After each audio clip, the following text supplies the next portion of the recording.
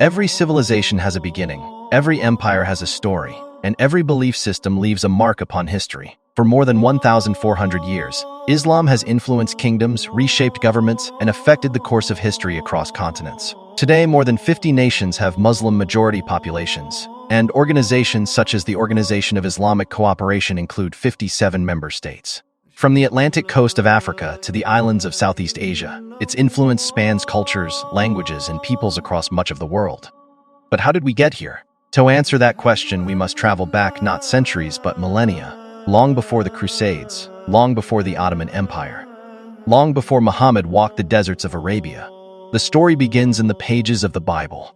It begins with a young woman named Hagar, a son named Ishmael, and a promise that would echo through history. For generations, scholars, theologians, and students of prophecy have debated the meaning of ancient biblical texts. Some have interpreted the wounded head described in the book of Revelation as a reference to the Roman Catholic Church, or the papacy. Others have proposed different interpretations, viewing those prophecies through the lens of later historical events and the rise of other civilizations.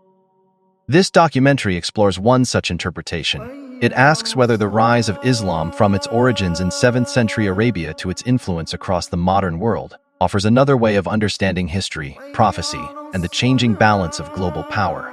This is an examination of history, biblical prophecy, and one interpretive framework for understanding the rise and expansion of Islam. It distinguishes between the beliefs and actions of governments, empires, and historical movements, and the diverse beliefs and lives of individual Muslims. From a single community in Arabia to empires stretching across 3 continents, to 57 modern Muslim-majority nations, the journey has transformed the course of history.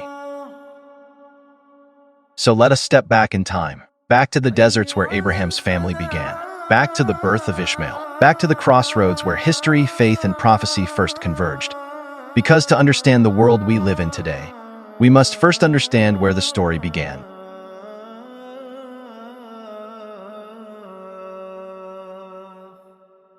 The rise of Islam and the birth of the Antichrist.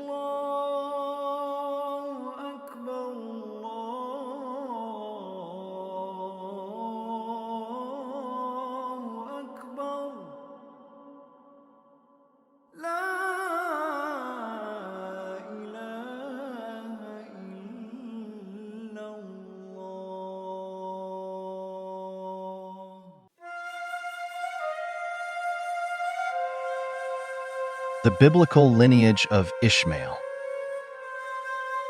The Bible states that Ishmael became the father of 12 sons who became tribal leaders. Genesis 5:20 p.m. And as for Ishmael, I have heard you. Behold, I have blessed him, and will make him fruitful, and will multiply him exceedingly.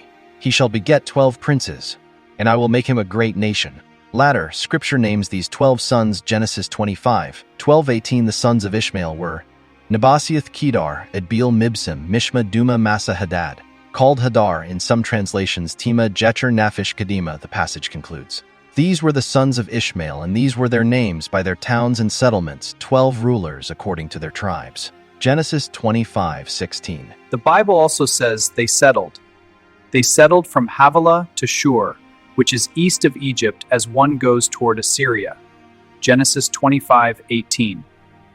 This places the Ishmaelite tribes throughout northern Arabia. After Genesis, the Bible mentions several of these tribes individually. For example, Kedar appears in Isaiah, Jeremiah, and Ezekiel. Jeremiah 49 foretells glory is prophesied defeat by Babylon. Kedar became one of the most powerful Arab tribes of antiquity. Likewise, Tema appears in the books of Job, Isaiah, and Jeremiah. Both Kedar and Tema are historically associated with northern Arabia. From ancient Arabia to the time of Muhammad. This is where the biblical record ends. The Bible does not trace the genealogy from Ishmael's 12 sons to Muhammad or to Islam. However, Islamic tradition preserves a genealogy. The gap between Ishmael and Adnan spans many centuries, and the names of every generation are not preserved in the Bible. Muslim historians and genealogists maintain this traditional lineage. while modern historians generally regard the earliest portions of it as traditional rather than independently verifiable. The Bible tells us that God fulfilled his promise to Ishmael. You shall be the fathers of 12 princes. He became the father of 12 princes, whose descendants spread throughout northern Arabia. Go forth and multiply as God has commanded. Over the centuries, these tribes grew, merged, migrated, and formed the peoples of Arabia. While the Bible does not continue the genealogy beyond these tribes, Islamic tradition traces the lineage of Muhammad through Ishmael. The story of Ishmael did not end in Genesis. It continued across the deserts of Arabia, eventually giving rise to one of the world's great religious civilizations. The story begins thousands of years ago with Abraham. I will make you a great nation. God promised Abraham his descendants would become great nations. Through Hagar, Abraham fathered Ishmael. God blessed Ishmael and promised he would father a great people. God has spoken. Ishmael will be blessed. I have blessed him and will make him fruitful and will multiply him exceedingly.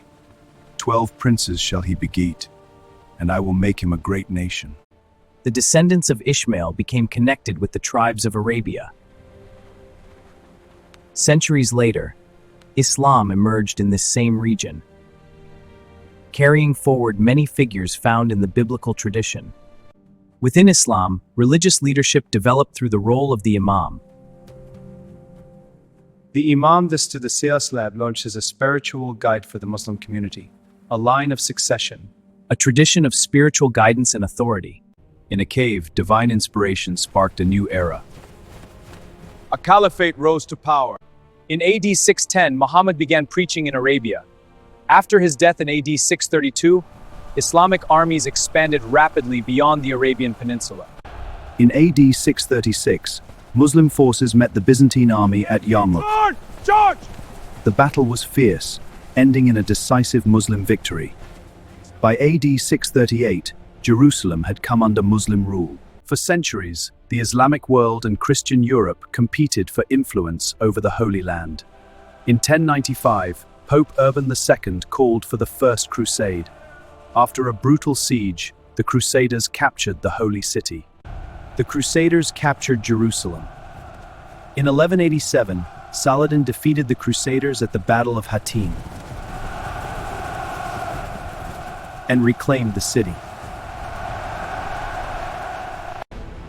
From Anatolia rose a new Islamic power, the Ottoman Empire. Founded in the late 13th century, the Ottomans captured Constantinople in 1453, ending the Byzantine Empire. In 1517, they took control of Jerusalem and ruled the Holy Land for nearly 400 years. At its height, the Ottoman Empire stretched across Europe, Asia, and Africa, becoming one of history's most powerful Islamic empires. From the opulent Topkapı Palace in Istanbul to the bustling streets of Cairo, the empire's influence was vast and enduring. But after World War I, the Ottoman Empire collapsed, ending centuries of imperial rule. A new era began.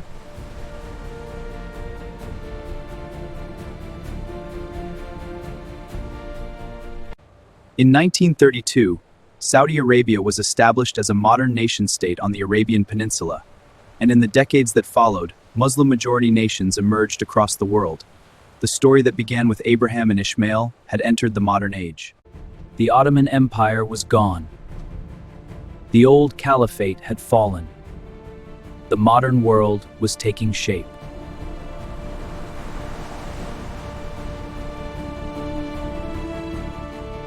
By 1932, Saudi Arabia had been established. Across the Middle East, new borders replaced ancient empires. The great Islamic kingdoms of history, each facing its own challenges in a rapidly changing world. For decades, global attention was focused elsewhere. The world watched Nazi Germany rise. It watched World War II reshape continents.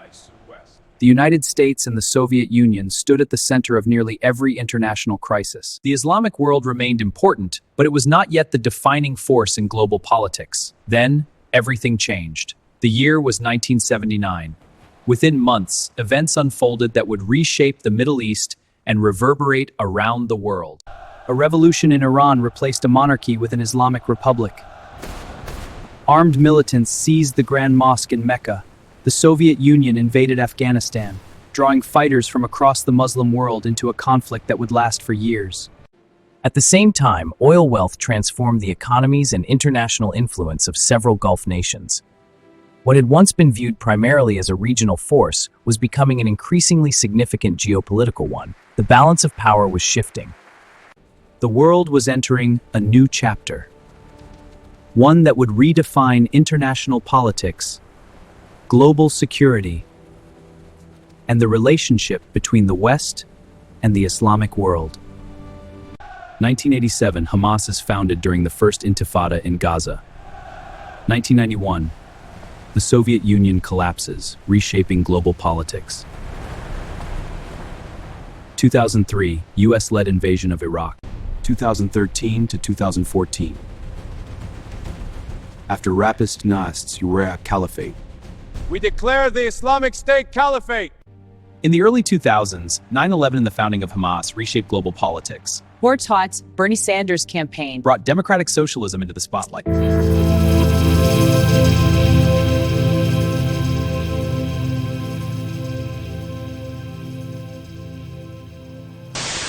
Good morning, America. I'm Charles Gibson. I'm Diane Sawyer, and it's Tuesday, September 11th, 2001. It is lunchtime in London, 5 a.m. in Los Angeles, and 8 a.m. here in New York, live from the CNN Financial News headquarters. It is beautiful outside, perfect September day with lots of sunshine. Oh, would you look at Washington, huh? I'm going outside today. This is CNN Breaking News.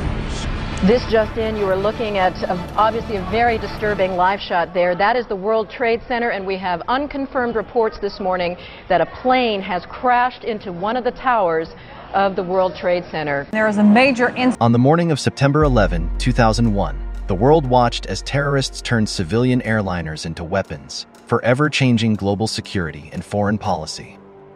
The United States launched the war on terror. Military campaigns in Afghanistan and Iraq reshaped the Middle East, while years of conflict created instability that spread across the region.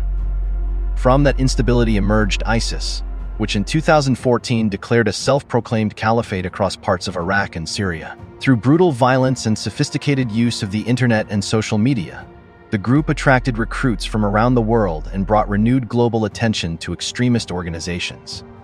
At the same time, millions of civilians were displaced by war. Families fled bombed cities, religious persecution, and armed conflict, seeking safety beyond their borders. Europe, North America, and other regions faced growing numbers of refugees and asylum seekers, prompting governments to debate immigration, border security, humanitarian responsibility, and national identity. The refugee crisis became one of the defining issues of the 21st century. What began as regional conflicts in the Middle East would soon influence elections, reshape domestic politics, test international alliances, and alter public debate across much of the Western world. The consequences of these events were no longer confined to one region. They had become global.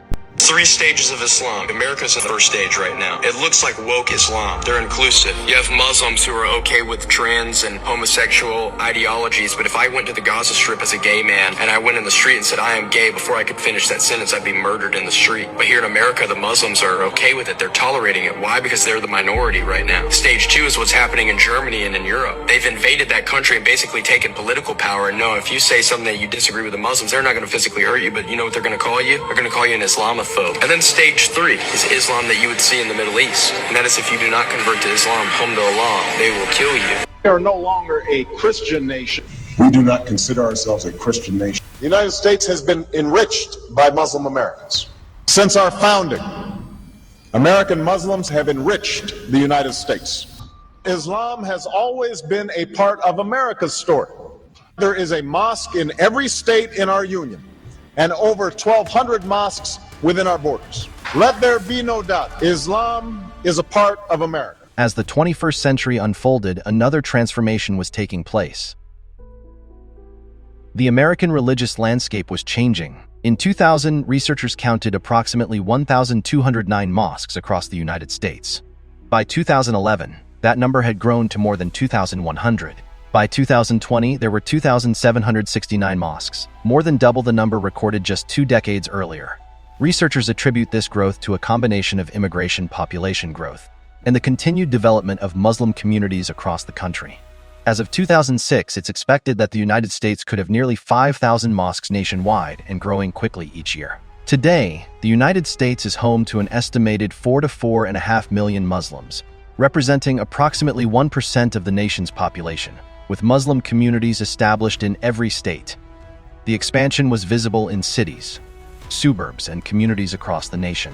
At the same time, immigration, refugee resettlement, national security, and religious freedom became central issues in American political debate. For some, these changes reflected America's long tradition of welcoming newcomers and protecting religious liberty. For others, they raised questions about integration, national identity, border security, and the pace of demographic change.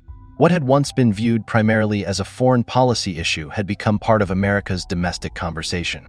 The debate had moved from overseas to neighborhoods, schools, places of worship, and the halls of government. The 21st century had entered a new phase. The questions were no longer only about events abroad.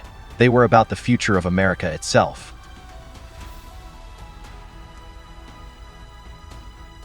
Praktischer Idealismus in year 1925 by Richard Nicolaus Coudenhove Kalergi.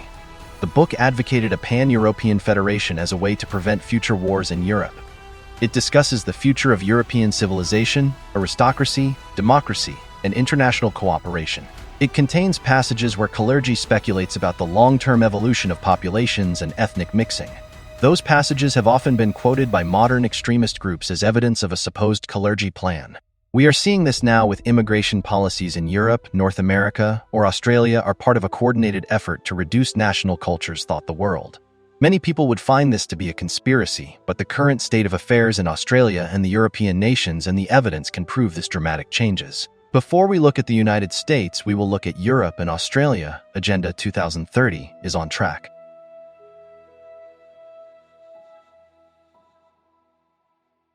"50 million Muslims now live in Europe. At the turn of the century, that number was less than 500,000, and more are arriving every day.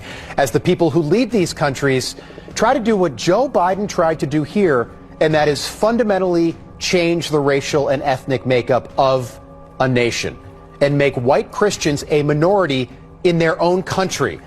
In England alone, right now, 10 major cities, including London, now have Muslim mayors in a nation that was built around the Church of England.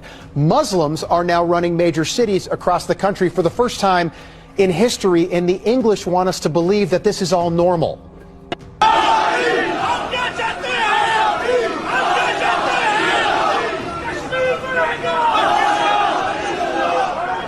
The Muslim will come out and he will stand for truth and he will stand for justice. May Allah give us the ability to stand for the haqq. So this is not the Middle East, it's not East Minneapolis even, that is England. And when you see images like that, you can't help but ask why anyone, a prime minister or a president or a king, would deliberately try to destroy their own country. Why would you do that? Why is this being done? And because European leaders still celebrate our failed experiment in open borders, it failed here in the United States, and because they've chosen to stand with radical Muslims over their own people, it's because of all of these reasons these countries are falling apart and failing as the attack on Western civilization continues.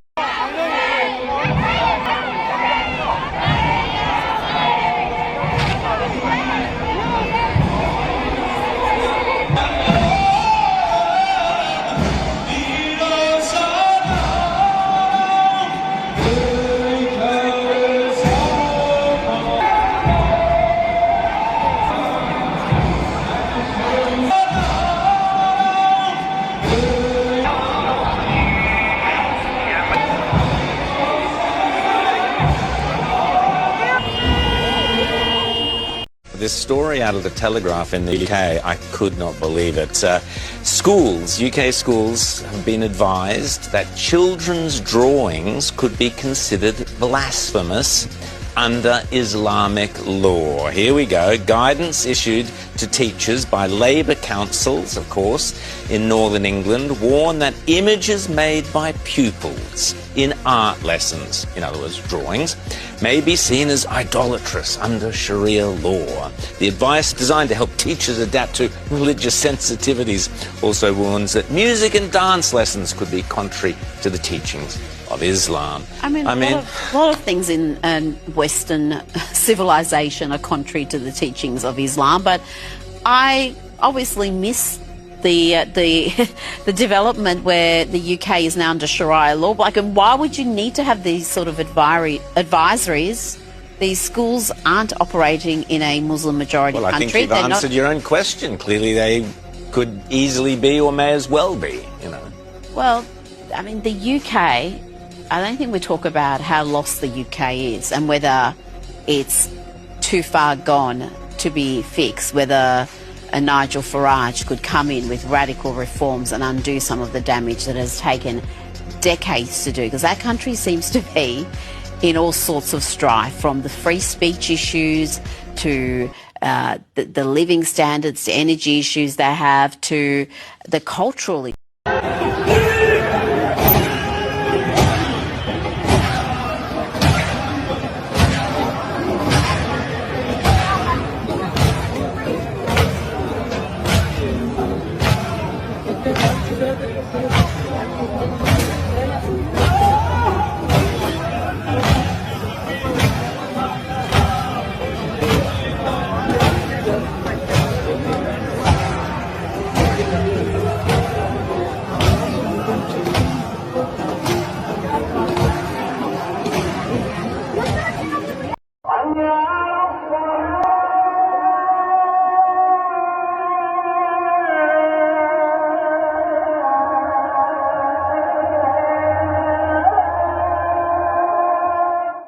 Muslims now make up 42% of schools in Vienna, 52% in Brussels, 43% in Amsterdam, 30% in Paris, and that's just the beginning. This is so much more than a demographic problem. This is the potential death of European secularism and freedom. Here's how. In Denmark, 76% of Muslims want to ban criticism of Islam, which means if you say the Quran sucks, you go to jail. In Germany, 37% believe that violence against people who insult Allah or Muhammad is justified, and almost 70% believe that the Quran should override European law. This type of Islamism has destroyed the Middle East.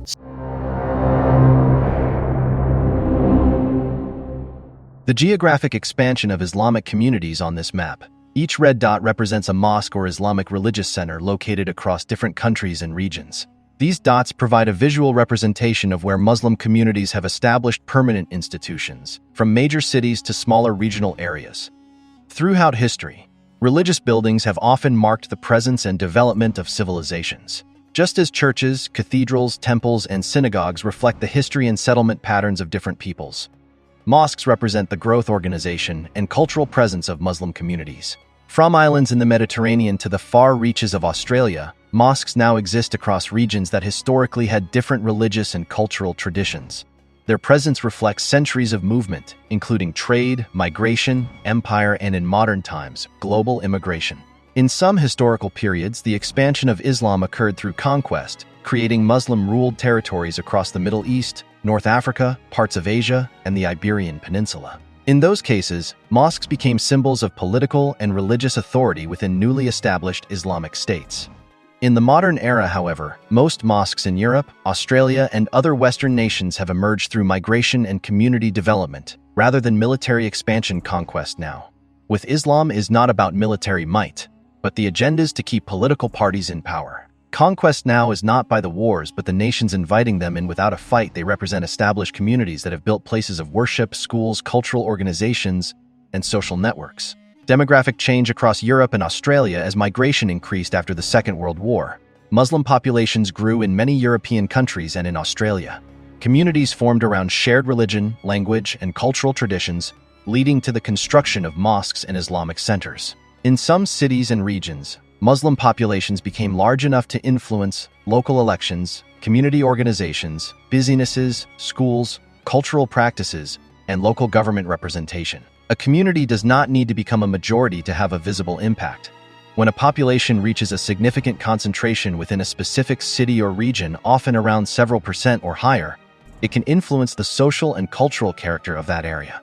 Across parts of the European Union and Australia, Muslim citizens have become involved in local government as councillors, mayors, members of parliament, public officials, community leaders. This represents a broader historical pattern as immigrant communities establish themselves. They often become more active participants in civic and political life.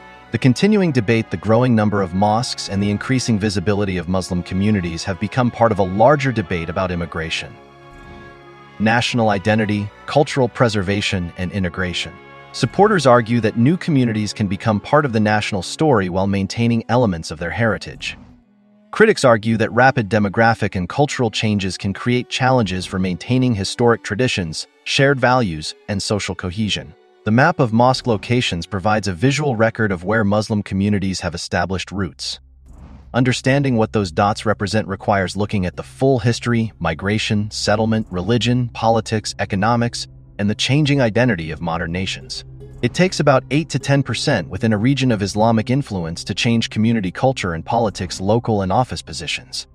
This is due to the native population endorsing Islam that only helps increases voting and infrastructure projects by another 10 to 15% only gaining support. The questions first debated across Europe no longer remained within its borders. What began as discussions over immigration, border security, refugee resettlement, national identity, and cultural integration soon became part of the political conversation across North America. Canada and the United States found themselves confronting many of the same questions that had already reshaped debates throughout Europe. How many refugees should a nation accept? How should governments balance humanitarian responsibility with national security? How can societies integrate newcomers while preserving their own cultural traditions and civic institutions? These questions have influenced elections, legislation, public policy, and political debate across the Western world. What was once viewed as a regional challenge had become an international one. The decisions made in one nation increasingly echoed across another. The world had become more connected than ever before, and with that connection came new opportunities, new responsibilities, and new debates over the future of Western democracies. The story was no longer about one country. It had become a global conversation.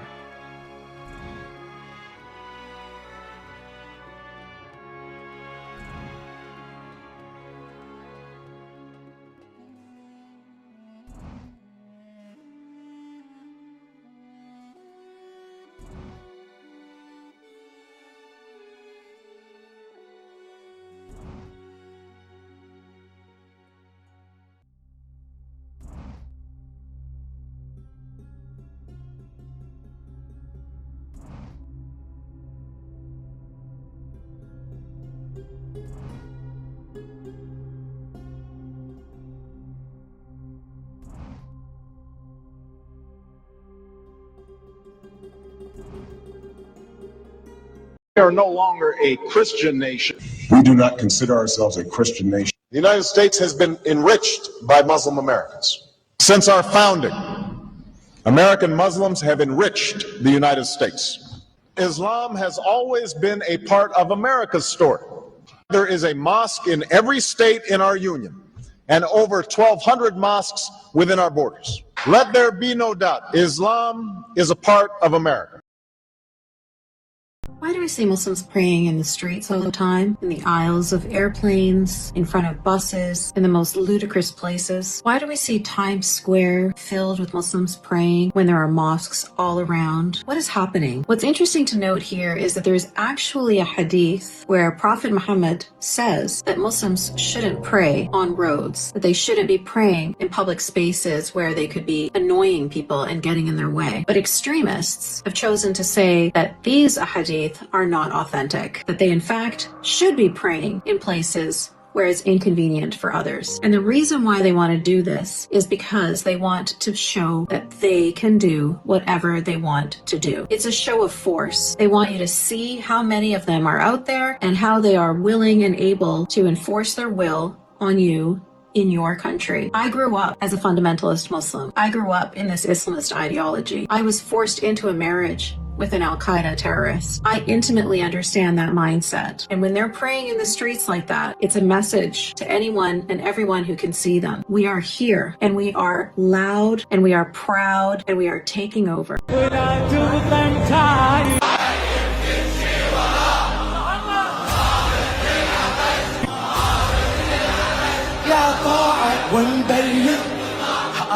We were exposing was that they didn't want Christians evangelizing Muslims or handing out tracts or anything, right? But they couldn't just make a rule saying Christians aren't allowed to distribute materials. So they just made a rule and they said no one's allowed to hand out materials, but then they only enforced it on Christians. All right, David Wood with my friends Paul and Antonio here. We're not actually going to go into the festival right now because we know automatically if they're going to lock us up no matter what we do, they'll lie about us. It's just the way of life here in Dearborn if you're a Christian. So we brought a case of copies of the Gospel of John in English and Arabic. We try standing outside of the festival and handing some of them out. I suspect they're going to stop us even then, but we'll see. We hope that there's no problems.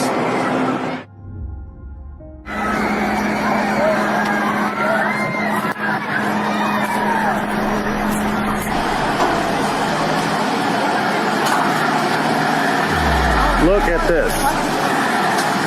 They weren't here 3 minutes.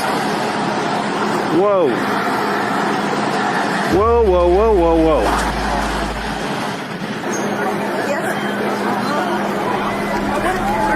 Yes, sir. Okay. I'm going to have you turn off the camera. Okay. Okay, and you're going to have to walk with me, okay?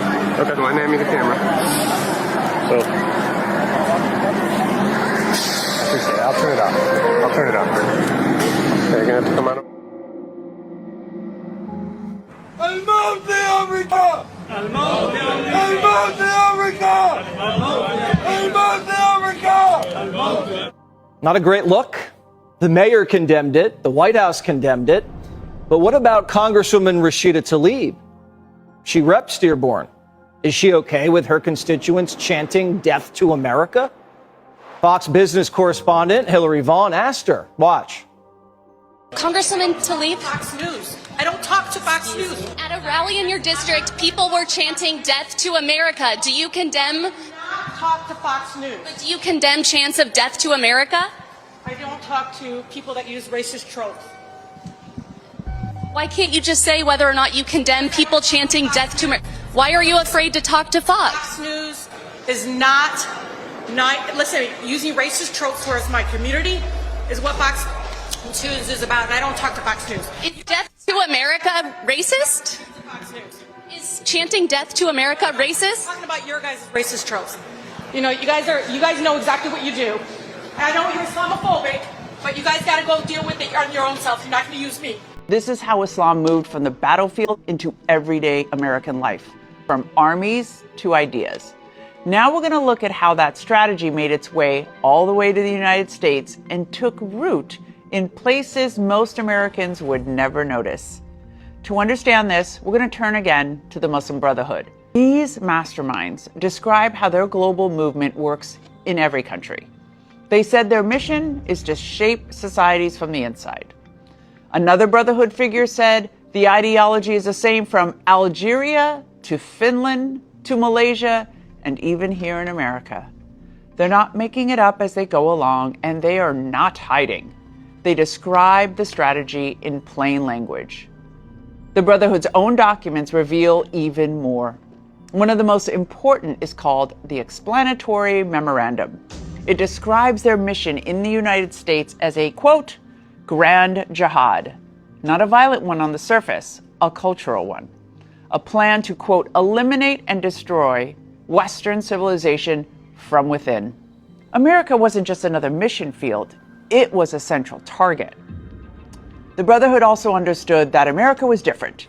They knew they wouldn't take control by force. They developed a new method. They would work inside our system. They would use our freedom to advance their agenda. They would use our laws, our openness, and even our fear of offending others. One Brotherhood member said it very simply, work from within the system. It is very, very successful. That simple sentence tells you how cultural jihad operates in our country. They are on a mission to destroy the Western civilization, the liberal democracy, and everything it represents. Dalia Ziada is a co-author of a new report by the Institute for the Study of Global Anti-Semitism and Policy, which argues that since immigrating to Western countries over the past 5 decades, members of the Muslim Brotherhood have pursued a long-term strategy, often supported by foreign funding, including from Qatar, to influence and undermine Western democratic institutions while advancing their group's anti-Western agenda. It's a long-term strategy.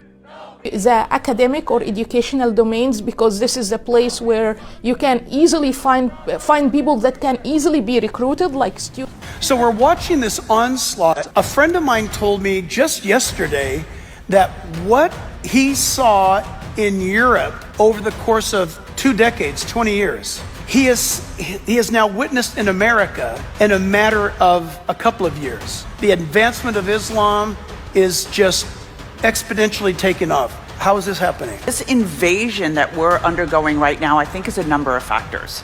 One, it's the Marxist-Islamist alliance. Yes. So that's existed for a very long time, but it has recently ramped up since the whole move of the left that we've seen since COVID, the whole trans movement, the LGBTQ issue. All of that has given this amazing fuel because the Muslim groups are very adaptable. So I tell people, during the time of bin Laden, the recruitment indoctrination process took about 2 years.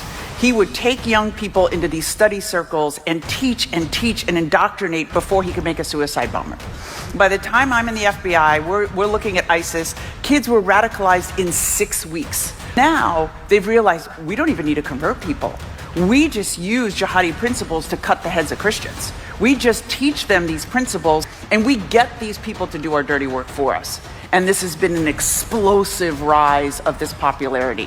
And couple that with massive influxes of capital.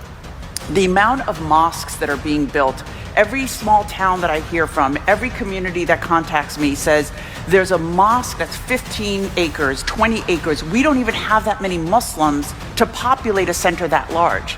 So they're just buying, so they have the resources to buy the lands and plant these flags. These are basically outposts.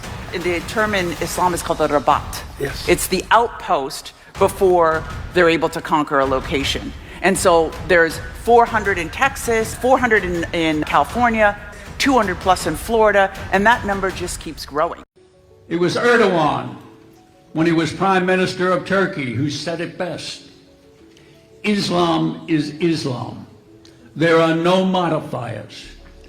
Democracy is the train we ride to our ultimate objective, which is to make Islam dominant throughout the world.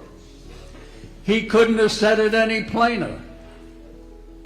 Islam is a totalitarian ideology bent on world domination masquerading as a religion.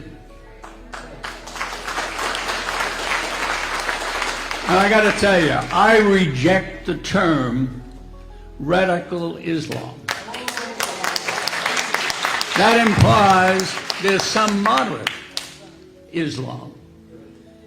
There ain't any, and you all know it. But you got to get the word out. It's called world domination, and they have a very simple plan, and it's actually brilliant.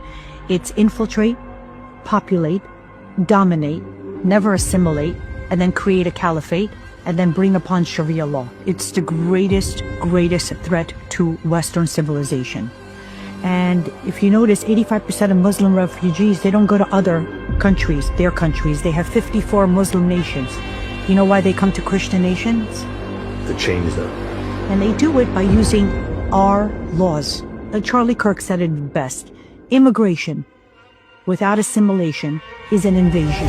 When I say that the world has a huge problem, and you've seen what happened in Europe, Europe has fallen, and we're too nice in America. We're letting people who come here who really don't love this country. I want to live in a country where everybody can practice the religion of their choice, but not have anybody threaten their right to exist or want to change this Christian nation that I'm living in. We have 18 cities that I have reported myself with documentation, 18 cities in America are 100% conquered by Sharia. Dearborn, Hamtramck, Patterson, New Jersey. There's a few that I can think of. They've even got like Arabic on their police badges.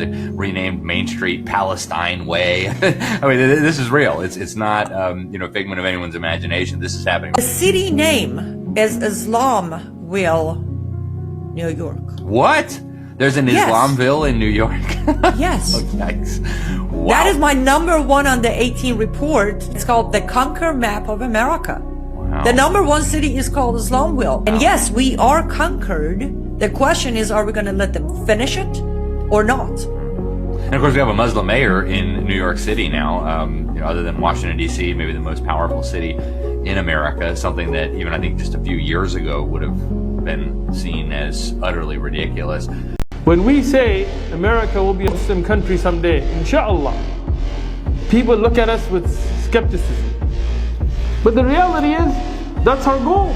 Everybody has their own idea what they want America to be. We believe the best thing for Islam, best thing for America is Islam. Islam will rule the world again. When we organize, Takbir! Allahu Akbar! Takbir! Allahu Akbar! Takbir!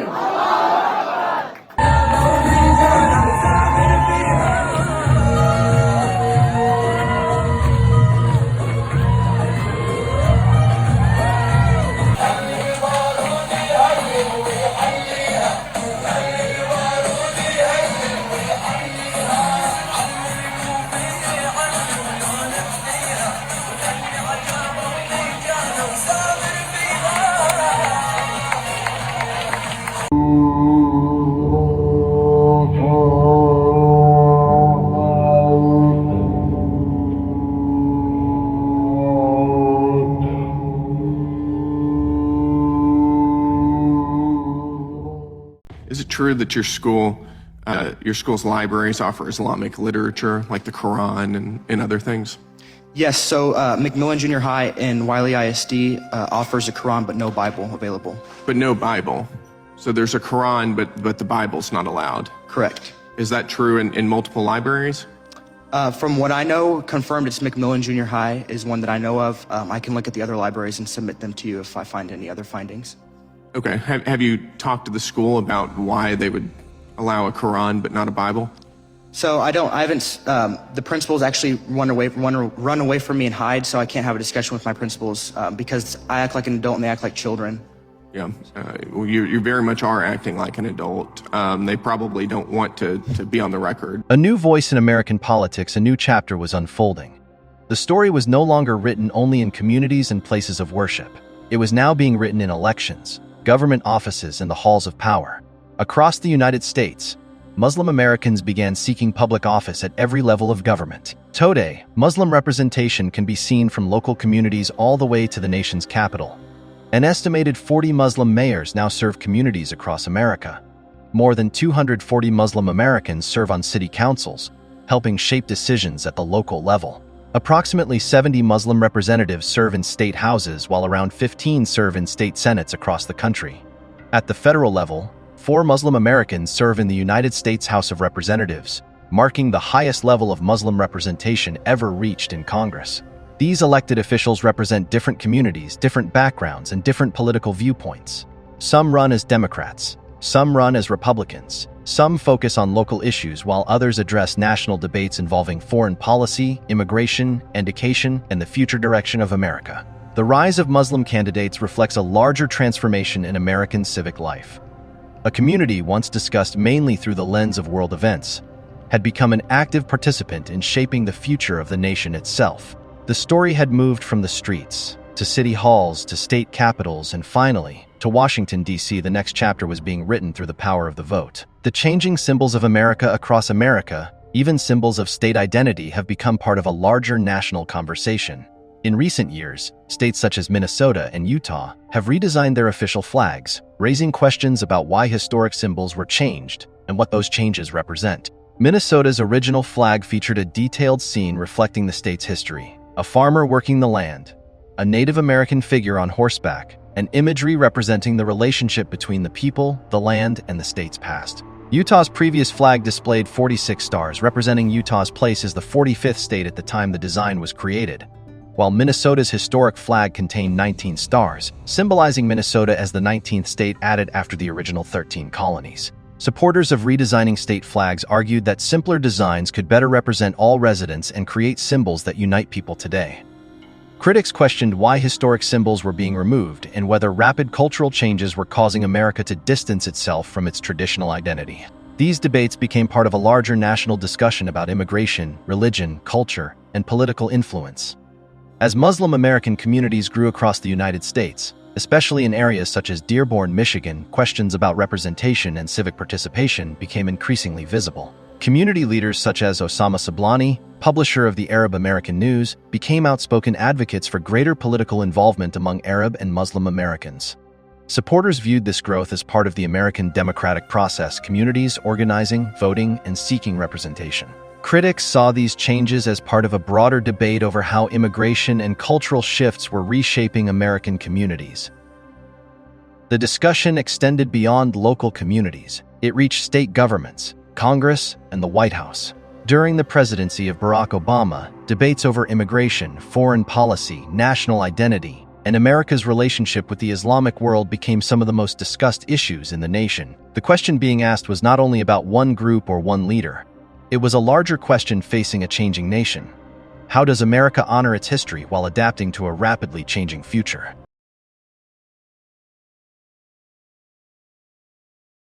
The debate over Islam, government policy, and American institutions as Muslim communities have grown in the United States. Questions have emerged about how American institutions should respond to a changing religious landscape. The United States was founded on the principle of religious freedom, with the First Amendment protecting the free exercise of religion while also preventing the government from establishing an official religion. Throughout American history, this principle has led to debates whenever religious groups seek recognition, accommodation, or representation within government institutions. The growth of Muslim communities has created new discussions about religious accommodations, public representation, government commissions, education policies, workplace protections, and the role of religious organizations in civic life. Massachusetts and the Muslim Advisory Commission debate in Massachusetts. The creation of a Muslim Community Advisory Commission became part of a broader effort by state officials to engage with Muslim residents and address issues affecting that community. Supporters argued that advisory groups help governments understand the concerns of minority communities and improve communication between citizens and public officials. Critics questioned whether creating government bodies focused on a particular faith group could create unequal treatment or conflict with the principle of government neutrality toward religion. The debate reflects a larger national question. When does government outreach represent equal inclusion? And when does it create the appearance of giving special influence to one group? Religious accommodation across the United States, across the country.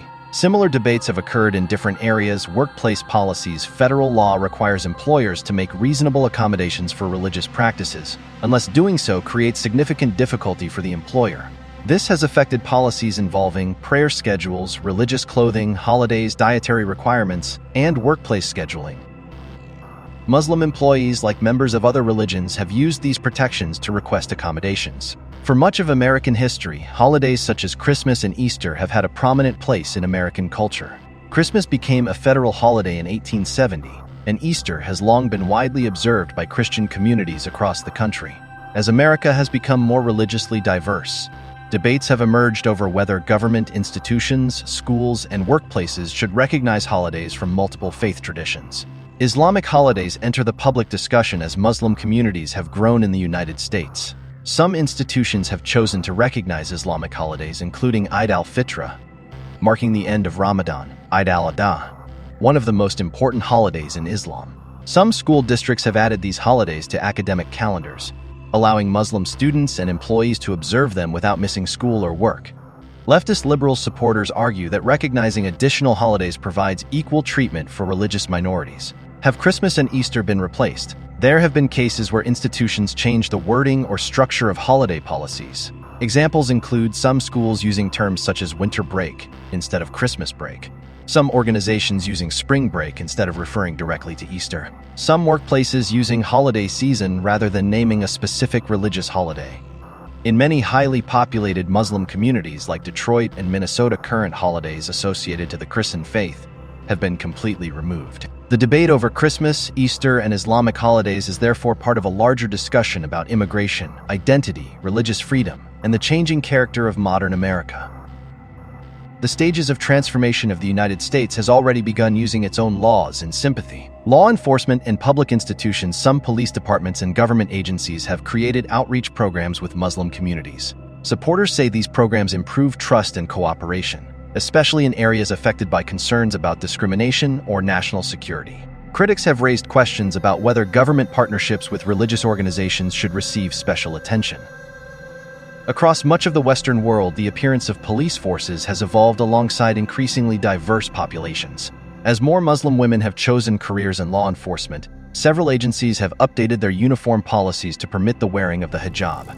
In Illinois, Maha Aish made history by becoming the first Muslim police officer in the Bartlett Police Department to wear a hijab while serving. In New Zealand, Zina Ali became the nation's first hijab-wearing police officer in 2020, marking another milestone in the country's efforts to broaden representation. Earlier, in 2016, Police Scotland added the hijab as an optional part of its official uniform to encourage more Muslim women to consider policing as a career.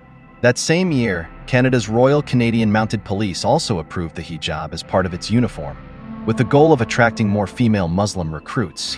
These changes reflect a broader trend in several countries where police organizations have sought to accommodate religious attire while recruiting officers from increasingly diverse communities. To supporters, these policies represent greater inclusion and equal opportunity. To critics, they symbolize a visible cultural shift that has become an increasingly familiar feature of public life in many Western nations. How does a nation preserve its historic identity while allowing new citizens and communities to participate fully in public life? The debate over Islam in America is part of a larger historical conversation about immigration, religious liberty, cultural change, and the meaning of American identity.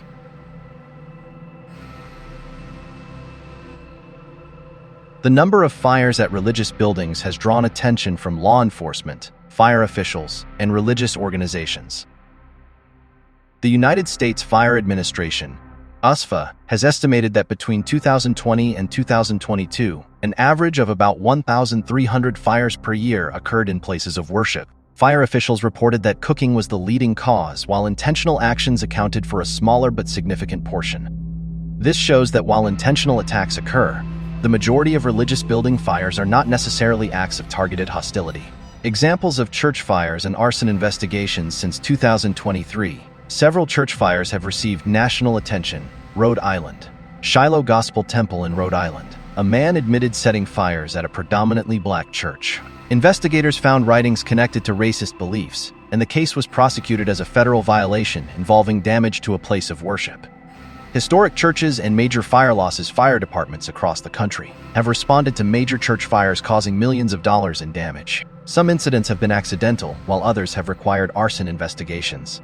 These numbers are only increasing as more Muslim demographics change many cities across the world and the United States. California had the most incidents in 2024 with 40, followed by Pennsylvania with 29, Florida and New York with 25, Texas with 23, and Tennessee and Ohio with 19. A new report from the Family Research Council, FEPRC, reveals 384 acts of hostility against churches across the United States between January 2018 and December 2024. The report documents a dramatic increase in attacks over the last 3 years, with incidents nearly tripling since 2021. Churches have faced rising levels of vandalism, arson, bomb threats, and gun-related violence. These attacks come amid heightened pressure on religious communities to remain silent on social and moral issues. The findings support growing concern that American churches face not only spiritual opposition, but physical danger for standing firm in biblical truth. So we're going to put up on the screen a few of the things that are part of your platform, but I want to ask you, just give me sort of a true or false on these. Abolish the Senate. True. Okay. Replace the presidency and Supreme Court as we now know them. Yep. Abolish ICE. Absolutely. Abolish borders and give amnesty to anyone currently in the U.S. illegally. As a long-term plan, yep. Defund the Pentagon. Absolutely. Abolish prisons, at least in large part. Yeah, again, that as part of a long-term program, yeah. Okay, so no prisons. Government or public ownership of most large corporations? Yeah, absolutely. And Washington, D.C. is getting ready for its first new mayor in more than a decade, and it is likely to be Janice Lewis-George, Democratic Socialist. Her primary win earlier this week signaling the growing reach of the Democratic Socialists of America after New York elected Zohran Mamdani as mayor just last year. News Nation national correspondent and weekend anchor Alicia Nieves joins us live from New York City this morning. Alicia, this election cycle is seeing more Democratic Socialist candidates nationwide. Why? Yeah, good morning, Mark. I mean, there's no doubt that we are seeing more and more Democratic Socialist candidates on the upcoming ballots. That's from here to New York, all the way to Washington State, across the country, states in between. You know, the DSA is saying that its membership has grown more than 100,000 over the past decade. You know, first and foremost, initially on Vermont Senator Bernie Sanders and his presidential run. But you got to imagine, even in the last year or so, with Mayor Zohran Mamdani being a Democratic Socialist, has gotten a lot of national attention, that has added a spark as well. You know, as you mentioned, Tuesday's D.C. mayoral primary was really telling for Democratic Socialist candidates. Janice Lewis-George handily beat her opponent, as you said, leading the way for the district's first Democratic Socialist mayor.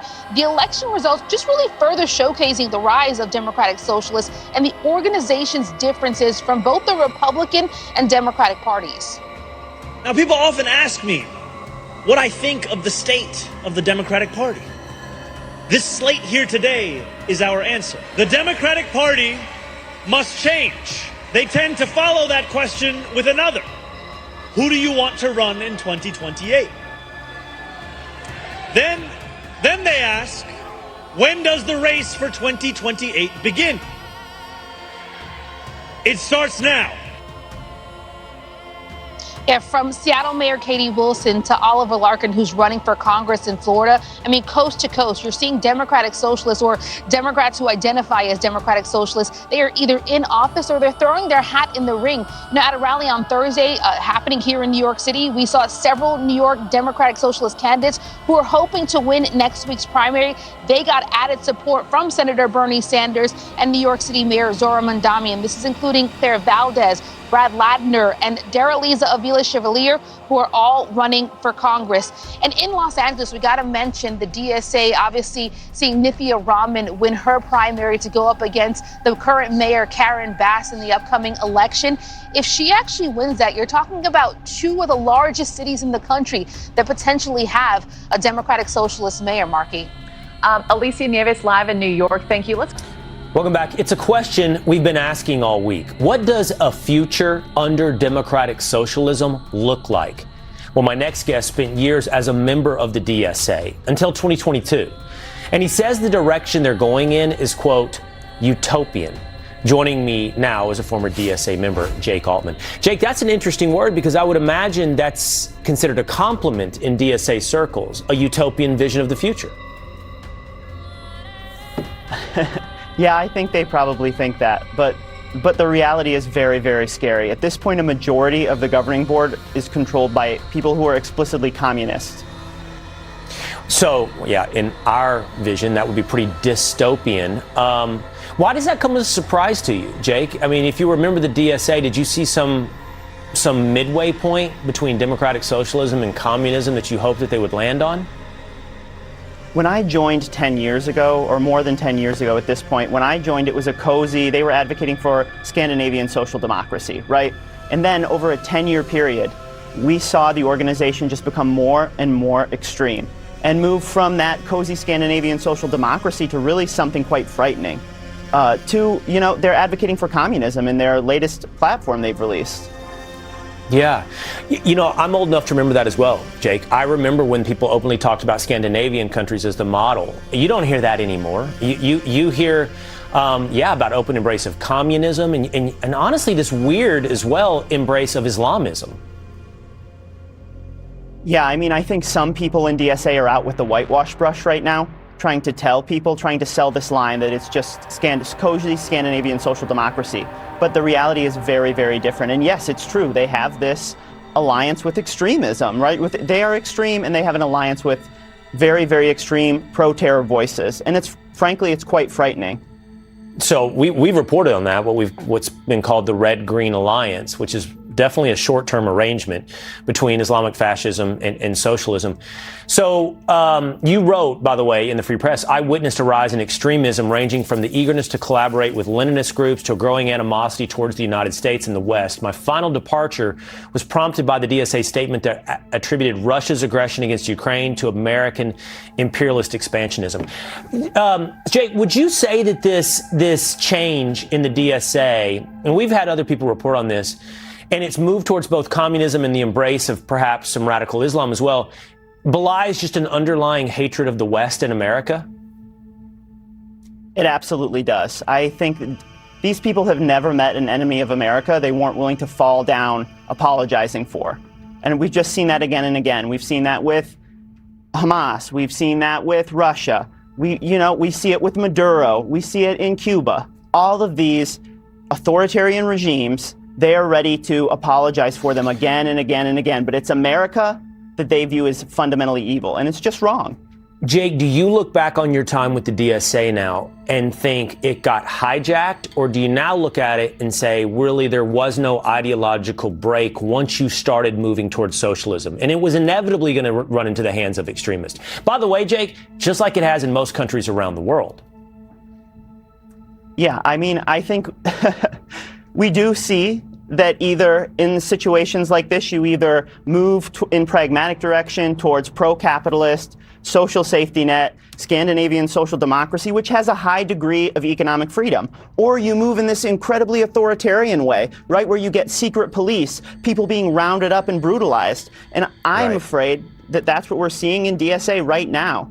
In America. Yeah. Well, Jake Altman, thank you for talking about it, and thank you about sharing that with us here today.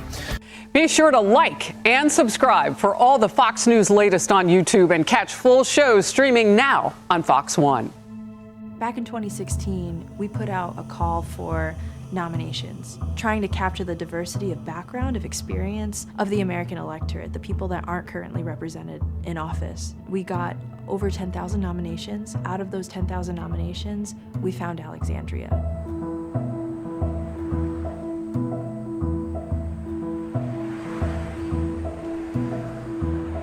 My brother told me that he had sent my nomination in the summer, but I was like literally working out of a restaurant then, and I was like, there's no way. Her profile is not what you'd think of as someone who should run for office, right? Being a part of a larger movement that is bigger than your own personal ambitions can and will succeed. The House of Representatives is supposed to be the people's house. It's 435 people that are there to represent the needs and the will of the American people. The only way that we're ever going to be able to change the structures of power in our highest levels of government is if we can get people like you that are closest to the community into the halls of power to talk about these big ideas. A Green New Deal, expanded and improved Medicare for all, ending poverty. If you feel like, hey, why me? I don't have the background experience, I've never held public office, that's exactly why you should run, right? Justice Democrats is trying to find people who have some examples of self-sacrifice, of integrity, real service that you've put in, more than how much money can you raise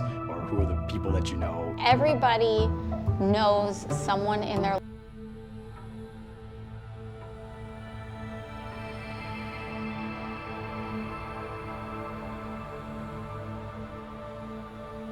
Throughout history, many religious traditions have looked toward a future moment when the world will face a great spiritual struggle and the arrival of a final leader or deceiver. In Christianity, the Bible describes a time of deception before the return of Jesus Christ. The New Testament speaks of a figure known as the Antichrist, a person who opposes Christ and deceives many. The book of Second Thessalonians describes a man of lawlessness who exalts himself against God. Second Thessalonians 2:3-4. The book of Revelation also describes a figure called the false prophet, who leads people into deception and supports the power of the beast. Revelation 1:11 PMI 14, and I beheld another beast coming up out of the earth. And he had 2 horns like a lamb, and he spake as a dragon. Revelation 7:20 PM, and the beast was taken, and with him the false prophet that wrought miracles before him, with which he deceived them that had received the mark of the beast, and them that worshipped his image.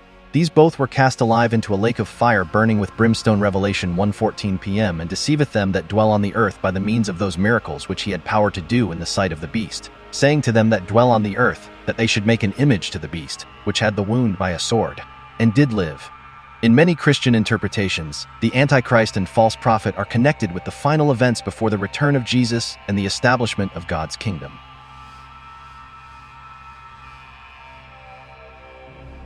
The false prophet and the question of religious unity throughout history. The figure of the false prophet described in the book of Revelation has been one of the most debated figures in Christian prophecy. Revelation describes a leader who uses religious influence, persuasion, and signs to direct people toward a false system of worship. Revelation 1:11 p.m. I-14, Revelation 7:20 p.m. because the Catholic papacy is one of the most recognized religious offices in the world. Some prophecy interpreters have questioned whether a future pope could play a role in these end times events. They point to the global influence of the papacy, the Vatican's diplomatic reach, and the pope's ability to speak to nations, cultures, and religions across the world. In recent years, attention has focused on the Catholic Church's efforts toward interfaith dialogue, particularly with Islam. Pope Francis has repeatedly emphasized cooperation between Christians and Muslims, describing the need for peace, respect, and dialogue between people of different faiths.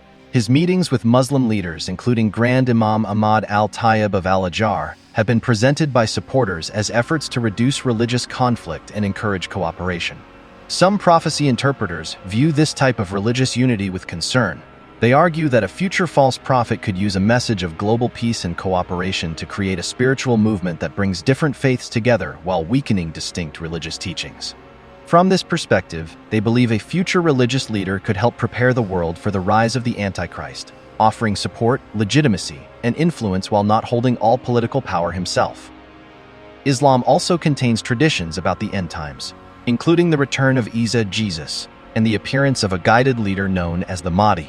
In many Islamic traditions, the Mahdi is expected to appear before the end of the world and restore justice, while another figure known as Al-Masih ad-Dajjal is described as a deceiver who appears before the final events. These different expectations have led some observers to examine how the beliefs of Christianity and Islam interact in discussions about the end times. For some, cooperation between religions represents a path toward peace among nations. For others, it raises questions about prophecy, deception, and the warning found in Revelation. The question remains at the center of many end times discussions. Could a future leader rise by promising unity among nations and religions? Or would such unity become the very deception warned about in ancient prophecy? For believers who study Revelation, the search for that answer continues. As the world enters the age of artificial intelligence, some see technology as a tool that could unite nations, cultures, and religions through greater communication and cooperation. Under Pope Leo XIV, discussions about faith, humanity, and technology have focused on ensuring AI serves human dignity and ethical values. However, some prophecy interpreters question whether global systems of unity and advanced technology could play a role in the events described in biblical end times writings. Santità, l'altra domanda viene da Michael Cor de La Croix. Hello, Your Holiness. Thank you for this very interesting trip. You just talked about continue to build bridge between different worlds, and I like to ask, some Catholics in Europe believe that Islam is a threat to a Christian identity of the West. Are they right? And what would you say to them? All of the conversations that I had during my time both in Turkey and in Lebanon, including with many Muslims, were precisely concentrated on the topic of peace and respect for people of different religions. I know that, as a matter of fact, that has not always been the case. I know that in Europe there are many times fears that are present but oftentimes generated by people who are against immigration and trying to keep out people who may be from another country, another religion, another race. And in that sense, I would say that we all need to work together. One of the values of this trip is precisely to raise the world's attention to the possibility that dialogue and friendship between Muslims and Christians is possible. I think one of the great lessons that Lebanon can teach to the world is precisely showing a land where Islam, Christianity are both present and are respected, and that there is a possibility to live together, to be friends. stories, testimony, witnesses that we heard even in the past 2 days of people helping each other, Christians with Muslims, both of whom had their villages destroyed, for example, of saying we can come together and work together. I think those are lessons that would be important also that we heard in Europe or North America, that we should perhaps be a little less fearful and look for ways of promoting authentic dialogue and respect.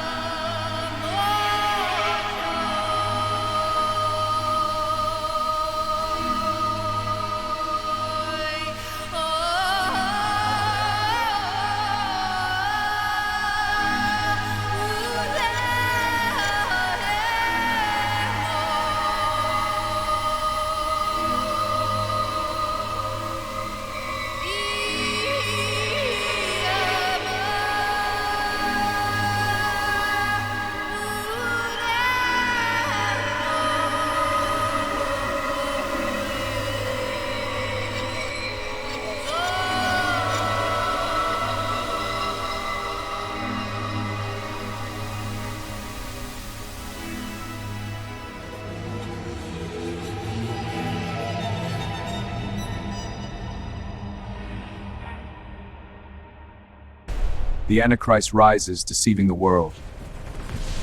The signs of Revelation unfold. The book of Revelation describes a time of great upheaval before the final return of Christ. Among the most recognized symbols are the four horsemen of the apocalypse, described in Revelation chapter 6. I ride forth to conquer and lead. The first horse rides a white horse, often interpreted as a symbol of conquest, deception, or a leader who appears victorious and brings a message that attracts many. The second rides a red horse, representing war and conflict. Behold the black horse, symbol of famine and scarcity. Economic hardship shall weigh upon the world. The fourth rides a pale horse, representing death and widespread suffering. Revelation describes the rise of the Antichrist, a figure who gains influence through deception.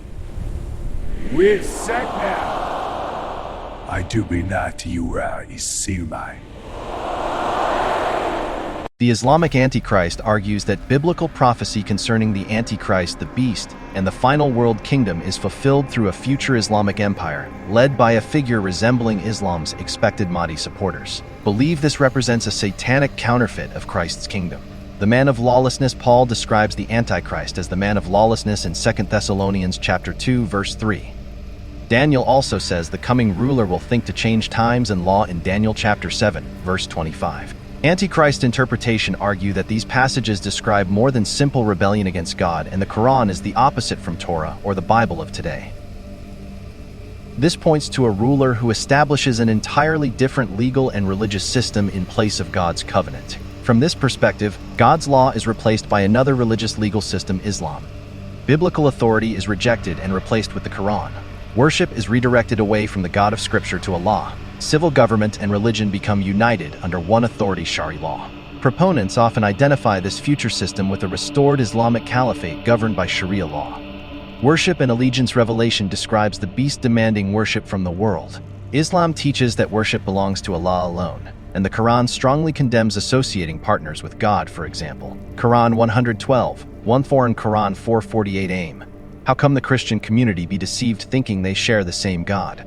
Let's see why. What the Quran says the Quran speaks about. The Day of Judgment, Surah 99, Surah 101. The return of Isa Jesus is not described in detail, though some Muslims interpret verses such as Surah 4, 157-159, and Surah 43:61 as relating to his future return. The defeat of evil and God's final judgment. However, it never names or describes a figure called the Mahdi.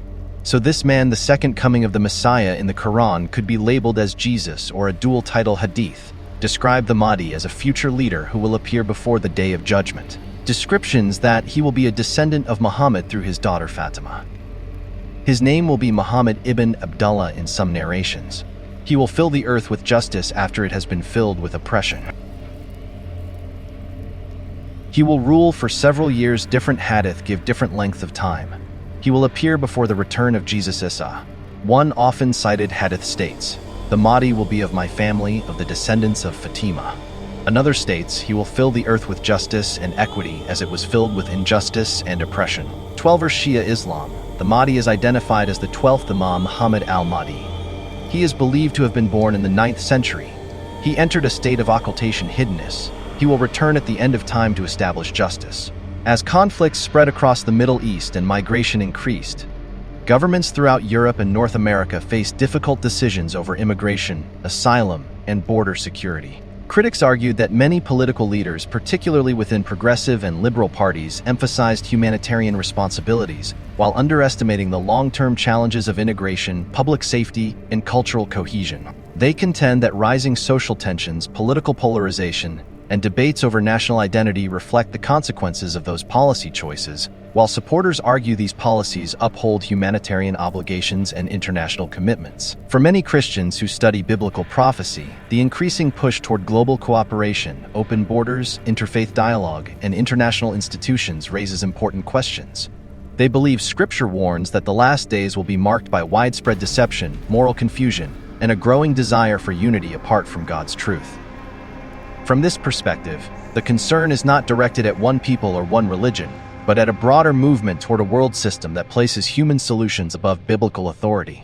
With the modern Christian church, they tend to say we are not at war with Islam, or we need to show compassion and try to win them over.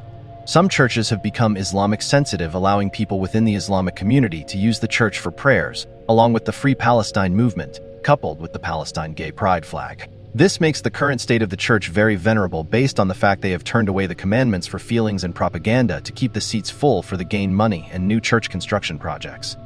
Beheading and the martyrs. One of the strongest arguments advanced by supporters of the Islamic Antichrist theory comes from Revelation chapter 20, verse 4, which describes believers who were beheaded because of their testimony for Jesus and because they refused the mark of the beast. The passage states that these martyrs refused to worship the beast or receive his mark. Supporters argue that beheading is specifically mentioned in Revelation. Modern extremist groups such as ISIS brought worldwide attention to beheading as a method of terror and execution. Therefore, they see this as a possible foreshadowing of future persecution under the Antichrist. The mark of the beast. Revelation describes a future system in which no one may buy or sell without receiving the mark of the beast. Those advancing the Islamic Antichrist theory suggest the mark could represent allegiance to a future caliphate, public loyalty to the Mahdi, acceptance of a new religious and political order. They sometimes compare this to historical examples in which extremist groups demanded conversion, allegiance, or death. Who is like the beast, and who can wage war against it? The rise of a powerful regional empire, often identified with a revived Ottoman or Islamic Caliphate, Our empire will dominate the world! whose military victories convinced the world that its leader is unstoppable. The beast's reign is a lie! They're deceiving us! Die! I am the beast! Comparing biblical prophecy with Islamic eschatology. Supporters of the Islamic Antichrist interpretation argue that the Bible's description of the coming Antichrist bears similarities to Islamic end times expectations. They compare biblical prophecy with teachings found in both the Quran and later Islamic traditions. Hadith. They argue that what Christians identify as the Antichrist resembles the leader many Muslims expect to be the Mahdi. Muslims, however, reject this conclusion and regard the Mahdi as a righteous leader. One worldwide religious government, the Bible describes a future ruler who exercises authority over nations and demands allegiance. Authority was given it over every tribe and people and language and nation. Revelation 13:7 supporters compare this with Islamic teachings that anticipate the spread of Islam and a unified Muslim community, Ummah. The Quran states, "Fight them until there is no more persecution and religion is holy for Allah." Quran 8:39. Another passage says, "It is He who sent His messenger with guidance and the religion of truth to make it prevail over all religion." Quran 9:33. And many Muslim scholars understand these verses as referring to the ultimate triumph of Islam through God's plan, while supporters of the Islamic Antichrist theory view them as paralleling Revelation's description of a global religious political system. Law and Government Daniel says the coming ruler will think to change times and law. Daniel 7:25. The Islamic Antichrist interpretation argues that this corresponds to a government based on Sharia, in which Islamic law governs religious, civil, and criminal matters. The Quran instructs believers, "Whoever does not judge by what Allah has revealed, then it is those who are the disbelievers." Quran 5:44. And proponents argue that the future Antichrist will establish a legal system requiring religious and political obedience. Critics respond that the biblical passage does not identify any specific legal code or religion.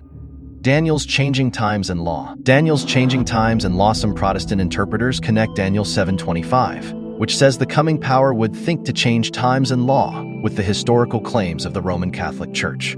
They argue this includes the shift from the biblical seventh-day Sabbath to Sunday worship and the replacement of God's appointed feast days in Leviticus 23, with church holy days such as Christmas and Easter that are not even biblical but hold pagan roots going back to Babylon. From this perspective, these changes fulfill Daniel's prophecy of altering God's appointed times.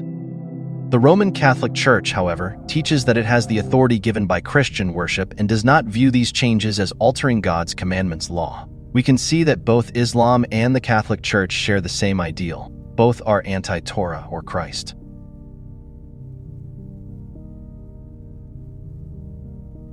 The Bible warns that before Christ Yahshua returns, the world will experience increasing deception, conflict, lawlessness, and a growing desire for peace and security apart from God. As easy entertainment is available with the smartphone and endless sports, along with watered-down church teachings, making it easy to keep the people uneducated about the truth of the Bible. Paul writes, "For when they shall say, peace and safety, then sudden destruction cometh upon them." 1 Thessalonians 5:3. The growth of Islam and expectations surrounding the Mahdi parallel the Bible's description of the coming Antichrist, while others understand these prophecies differently. Regardless of one's interpretation, Scripture consistently warns believers not to place their trust in political systems, religious movements, or human leaders, but in Christ alone. The purpose of biblical prophecy is not simply to identify the Antichrist, but to prepare God's people for the return of Jesus Christ Yahshua and to remain faithful until He comes. That Islam did not come to coexist. Islam لا يعلى. الإسلام يعلو ولا يعلى عليه. And Islam is raised high and nothing is raised above Islam. We can't think of Islam that it came to live with these other religions in the sense that Islam is a religion amongst those religions and they have a share with the truth. And they have a share of justice. And they have a share of, this worship of Allah, the correct worship of Allah subhanahu wa ta'ala. Islam came to correct all of that. Islam came to remove the oppression of all those religions. And it is the only truth, and it is the only way to justice.